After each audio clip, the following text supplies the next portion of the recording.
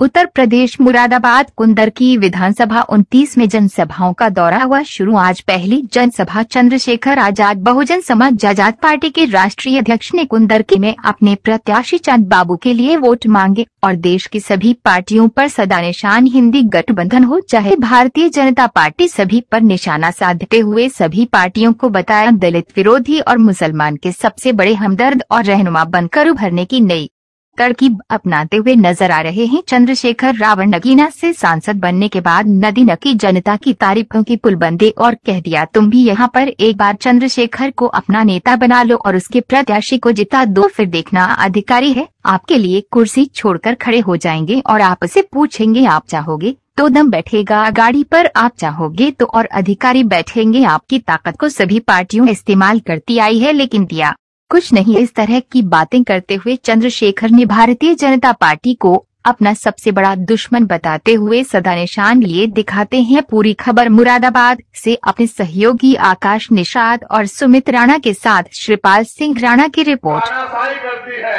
उत्तर प्रदेश में क्या हाल है आपको देखना समझना पड़ेगा। कोई भर्ती ऐसी नहीं है जिसमें घोटाला ना होता हो, कोई भर्ती ऐसी नहीं है जिसमें आरक्षण के साथ छेड़खानी ना होती हो, कोई भर्ती ऐसी नहीं है जिसमें ईमानदारी से भर्ती प्रक्रिया पूरी करवा के नौजवान लोगों को मौका मिले। सरकार के पास कोई योजना नहीं है कि गांव में रहने वाली महिलाओं को उद्योग धंधे लगा के कुटीर उद्योग लगा के तो इतनी इच्छाशक्ति में नहीं है कि वो ग्रामीण क्षेत्रों में उद्योग धंधे लगवा के यहाँ के पढ़े लिखे नौजवानों को रोजगार देने का काम करे।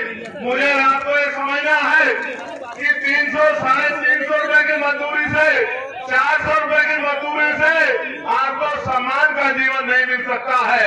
अगर सम्मान का जीवन चाहिए तो फिर आपको ताकत बनानी पड़ेगी, क्योंकि बिना राजनीतिक ताकत के न आप अपने आप भला कर सकते हैं, न ही अपने परिवार को आत्मसम्मान और सम्मान की जिंदगी दे सकते हैं, न ही माँ बहनों को सम्मान का जीवन दे सकते हैं, न ही अपने घर परिवारों को इतना मजबूत और संपन्न बना सकते हैं कि आप ये महसूस करें कि हमारे चाहे राजस्थान हो, चाहे कोई और सूबा हो, बिहार हो, दिल्ली हो, हरियाणा हो, पंजाब हो या उत्तराखंड हो, जहाँ जहाँ आपके ऊपर आपके अधिकारों के ऊपर किसी भी सरकार ने हमला करने का काम किया, आप पर जुर्म जाति ढाने का काम किया, भीम आर्मी के साथियों ने, आजाद समाज पार्टी के साथियों ने और चंद्रशेखर आजाद ने कंधे से कंधा मिलकर इस लड़ाई को लड़ने का काम किया और उस आवाज को उठाने का काम किया। मैं आज भी नहीं भूला हूँ, मैं आज भी नहीं भूला हूँ। यही मुरादाबाद के पास में एक पार्क पर बाबा साहब अम्बेडकर की मूर्ति लगाने की सजा एक नौजवान को मिली थी और पुलिस की गोली से उसको छलनी कर दिया गया था। उसकी माँ उसको अपने पल्लू में रख के रो रही थी और मीडिया से अपील कर रही थी कि भाई चंद्रशेखर आजाद तक संदेश पहुंचा दो कि मेरे बेटे को न्याय दिला दे। चुनाव चल रहा था लोकसभा का, मैंने चुनाव को पीछे छोड़ दिया और मैं यही रामपुर पहुंच के मैंने उस परिवार की आवाज उठाने का काम किया और उस परिवार को न्याय दिलाने का काम किया। भर्ती का मामला हो या पटवारी भर्ती का मामला हो या आपके कोई भी हक की आवाज हो, कभी मैंने आपका साथ नहीं छोड़ा। चाहे दिल्ली में गुरु घर टूटा हो या एनआरसी का आंदोलन हो, जब मुसलमान भाइयों को परेशान करने का काम किया गया और आपकी वोट लेने वाले नेता घरों में घुस गए, चाहे मौलाना कलीम सिद्दीकी का मामला हो, चाहे तबलीगी जमात का मामला हो, चाहे मौलाना सात साहब का मामला हो, चाहे नासिर जुनैद का मामला हो, या अखलाक का मामला हो, या पहलू का मामला हो, या नजीब का मामला हो, या कहीं भी कोई जुर्म हुआ हो। और अभी कुछ दिन पहले उत्तराखंड में चाहे वसीम की हत्या हो, जिस तरह का जुर्म बहराइच में हो रहा है, जिस तरह का जुर्म बुढ़ाना में हो रहा है, ये नेता जिनको आपने 37 एमपी जिनके बना दिए, अपनी वोट से और वोट की चोट से अपने ऊपर हुए जुर्म का हिसाब दो।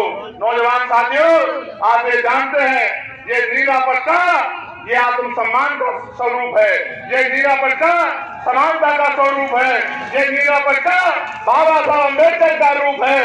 इस नीले पट्टे वालों को तय करना होगा कि संविधान विरोधी ताकतों को जमींदोज हमें करना पड़ेगा, इनको धूल चटानी पड़ेगी और अपने हाथ में राजनीतिक व्यवस्था लेनी पड़ेगी। आज पुलिस के साथी यहाँ ड्यूटी कर रहे हैं, मैं इनके लिए भी चिंता करता हूँ। मैंने इनके लिए भी पार्लियामेंट में मांग उठाई कि इनको 8 घंटे की ड्यूटी इनको मिलनी चाहिए और सप्ताह में 1 दिन छुट्टी इनको मिलनी चाहिए। और बॉर्डर स्कीम 1 रुपया लगा के मुझे जिताकर लोकसभा भेजने का काम किया, लेकिन जब से मैं लोकसभा गया हूँ, बताओ क्या एक दिन भी आपने चैन से बैठा देखा? कोई ऐसा मामला देखा जहाँ मेरी जरूरत और मैं ना पहुंचाऊं? मैं आपसे फिर ये कह रहा हूँ, मैंने दिल्ली में 2 बार तिहाड़ काटी। एक बार जब गुरुघर टूट गया था तब, और दूसरी बार एनआरसी में, जब इस प्रदेश का नहीं पूरे देश का मुसलमान अपने आप को तना अकेला महसूस कर रहा था और जिनको वोट देता था वो फोन भी नहीं उठाते थे, दरवाजे नहीं खोलते थे। जब सब लोग और उसमें भी माए बहनें सड़कों में बैठी थी, इस उम्मीद से कि कोई उनकी आवाज बनेगा, तभी अकेला चंद्रशेखर आजाद और भीम आर्मी थी जिसने सड़कों को नीला करके ये विश्वास दिलाने का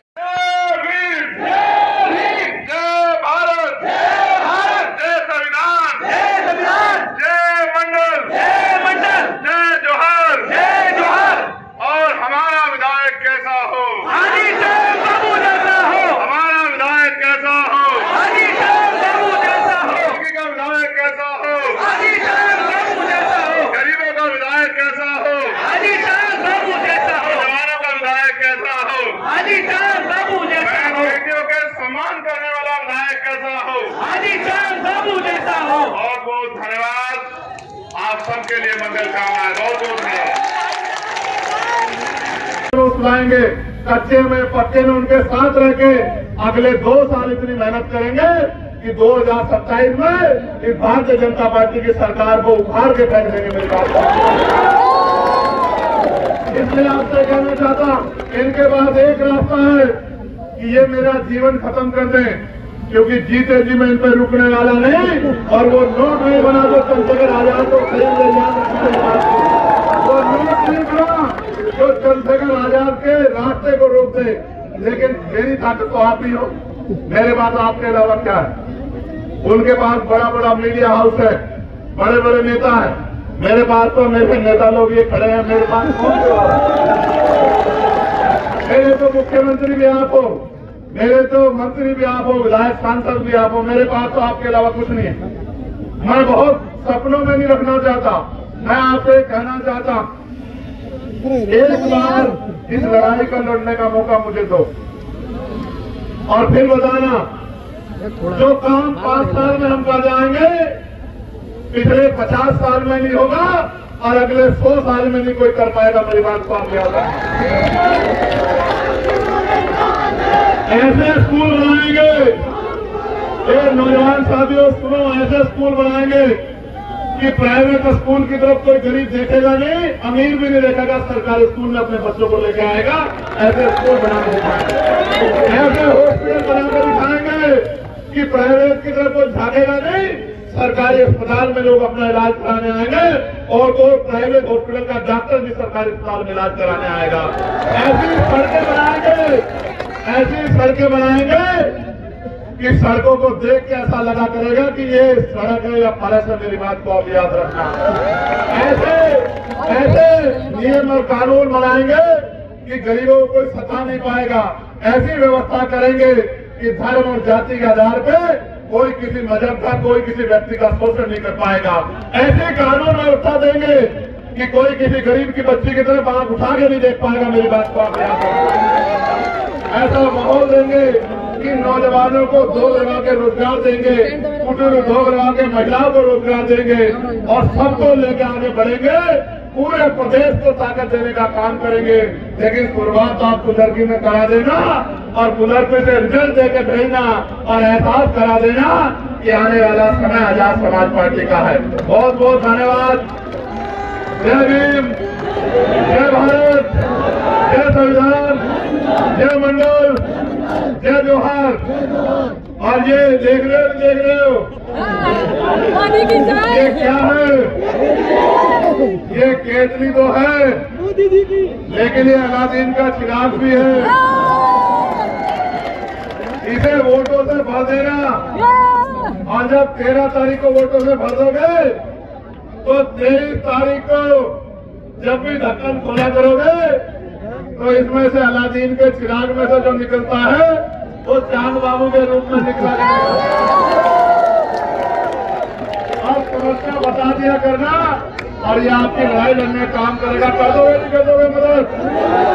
तो ऐसे मुट्ठी बंद करो, खड़े हो जाओ अपनी अपनी जगहों पे, अपनी अपनी जगहों पे खड़े हो जाओ ऐसे मुट्ठी बंद करके। आवाज दो, आवाज दो। जय भीम, जय भारत, जय संविधान, जय मंडल, जय जोहर। और हमारा विधायक कैसा हो, हमारा विधायक कैसा हो, का विधायक कैसा हो, गरीबों का विधायक कैसा हो, जवानों का विधायक कैसा हो, बेटियों के सम्मान करने वाला विधायक कैसा हो। बहुत बहुत धन्यवाद, आप सबके लिए मंगल कामनाएं। बहुत बहुत धन्यवाद। यहाँ पे मुरादाबाद में आपकी आज जनसभा है, क्या कहना चाहेंगे इस मौके पर? सर आज जनसभा की है, क्या कहना चाहेंगे? देखिए, कल हमारी जनसभा मीरापुर में और आज हमारी जनसभा कुंदरकी में। आप भी जानते हैं कि यहाँ जो लोग आए हैं इतनी बड़ी संख्या में कि उनको कंट्रोल करना मुझे भी भारी पड़ा। ये इस बात का उदाहरण है कि जो आने वाला समय है वो आजाद समाज पार्टी के पक्ष में। कुंदरकी में हमारे प्रत्याशी चांद बाबू उन्होंने बहुत मेहनत की है। हमारे टीम आजाद समाज पार्टी, हमारे लीगल सेल, मिशन 17, किसान मोर्चा, सब लोगों ने बहुत मेहनत की है। जनता में उत्साह है, बाकी पार्टियों में उत्साह नहीं है, लेकिन आजाद समाज पार्टी भीम आर्मी कार्यकर्ता में उत्साह है। मेरा विश्वास है कि जनता का आशीर्वाद रहा तो आजाद समाज पार्टी बहुत अच्छे मतों से कुंदरकी विधानसभा जीतेगी। कोई और सवाल? एक बात मुझे आपसे कहनी, जिस तरह से बहराइच में जुल्म हो रहा, जिस तरह से मुजफ्फरनगर के बुढ़ाना में जुल्म हो रहा, जिस तरह से यहाँ बैजोई में संभल में 90 घरों को चिन्हित कर देगा तोड़ने के लिए, आप ये याद करो कि सरकार का काम घर बसाना होता है, घर गिराना नहीं होता। ये जो जानबूझ के चुनावी एजेंडा सेट करने के लिए दलितों, पिछड़ों, मुसलमानों, आदिवासियों पे, किसानों पे, महिलाओं पे, नौजवानों पे जुल्म कर रही सरकार, जनता वोट की चोट से सूझ समेत हिसाब चुकता करेगी और ये तानाशाही जाती नहीं चलेगी। ये जो गुंडा राज है इसका अंत निश्चित है, आज नहीं तो कल होगा, लेकिन ये होना जरूर है। सर समाजवादी का गढ़ है, किस तरीके से देखते हैं आप इसे? भाई मैंने बहुत बड़े बड़े गढ़ टूटते देखे।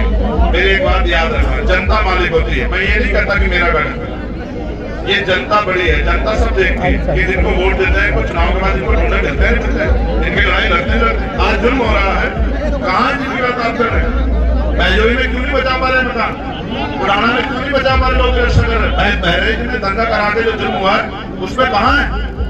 सिर्फ वोट के लिए जनता जवाब देगी, मैं कुछ नहीं कहता। सर भारतीय जनता पार्टी को रिझाने में लगी हुई है मुस्लिम मतदाताओं को। अब अगर अपना नाश ही करना हो तो भारतीय जनता पार्टी के चला जाए हमारे में, और नाश ना करना हो तो आजाद समाज पार्टी। कहीं न कहीं वैसे कहावत है कि आजमाओगे तो आजमाओगे तो वही मिलेगा जो मिलता आया।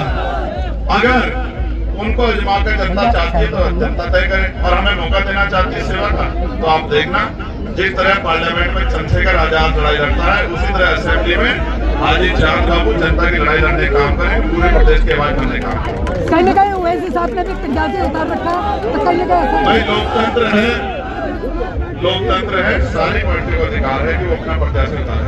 जनता को तय करना है कि कौन आदमी जीत सकता है और किस आदमी के साथ खड़े हैं जनता को। सर दलित समाज के बारे में बताएं, किस तरह का सहयोग? आप जाकर देखो, आप निकल के दिखा दो मुझे, यहाँ तक मैं मान जाऊँ, आपको पता लग जाएगा कितना सहयोग है। आप देखो, ये शोर बता रहा है कि सहयोग क्या है। सहयोग नहीं, ये इनके दिल की आवाज है कि हम ये गुलामी नहीं सहेंगे। बहुत बहुत धन्यवाद नौजवान।